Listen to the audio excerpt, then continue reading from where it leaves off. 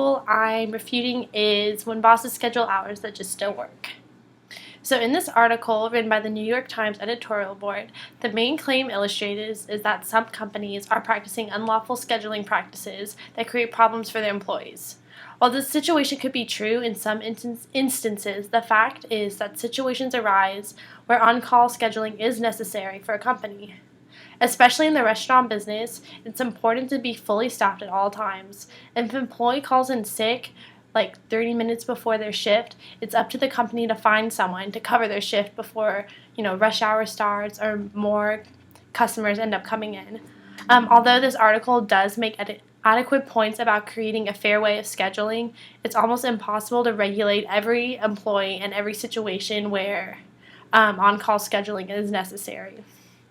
Understaffing is also a huge issue that can lead to unlawful scheduling, and it's not brought up in this article. In a different article called Understaffed and Underworked, written by Daniel Richards, Richards expresses the issues of being understaffed and the problems it can bring to a business, and then the problems that happens to the customers. Firstly, if a business is close to being understaffed and someone calls in or doesn't show up, a replacement must be found as soon as possible. Having employees on call for instances like this are important, especially in situations where the help is vital. So, you're working at a clothing store and it's in the middle of Christmas and people are just coming in and there's not enough people to come help, then, customer service is down. And that's another big issue that understaffing leads. And poor customer service would ultimately end up hurting the company. This article also touches on specific examples and evidence dealing with scheduling, as they call out Abercrombie & Fitch, Starbucks, and Victoria's Secret for their unfair practices. These three specific companies are all huge corporate names. So with that in mind, being able to regulate every exact scheduling mistake made and employees' complaints do not efficiently prove the point that the article is trying to make. The article does make an interesting claim of value with the quote, "Managers are often compensated on the efficiency of their staff. A retail manager's best employee would not necessarily be the top seller, but the one who sells the most at the lowest pay."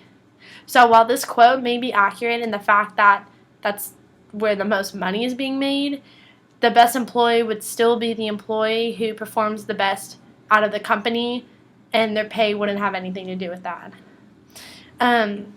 Starbucks is still having issues with on-call scheduling.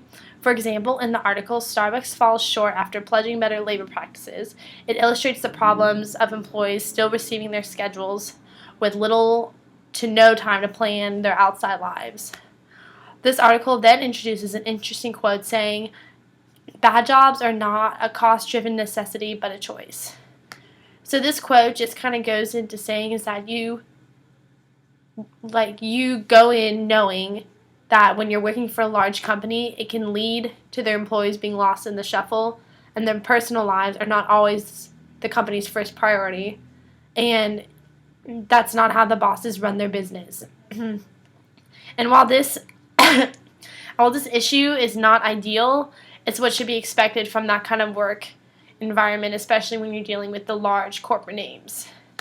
Another example brought up in the article is a questionable practice conducted by Victoria's Secret. Victoria's Secret offers a bonus based off sales per hour, but these hours also include their opening and closing hours. So the article brings up the argument that it's unfair because it's almost impossible to reach the bonus taking into account of the hours when the store is not actually open and money isn't being made. But in my own opinion, having any incentive of a bonus is not a sign of unfair practice, and this whole claim kind of makes it irrelevant to the article's main argument. Another thing to look at with this specific example is a typical closing and opening process is usually no longer than an hour, like 1 to 2 hours tops.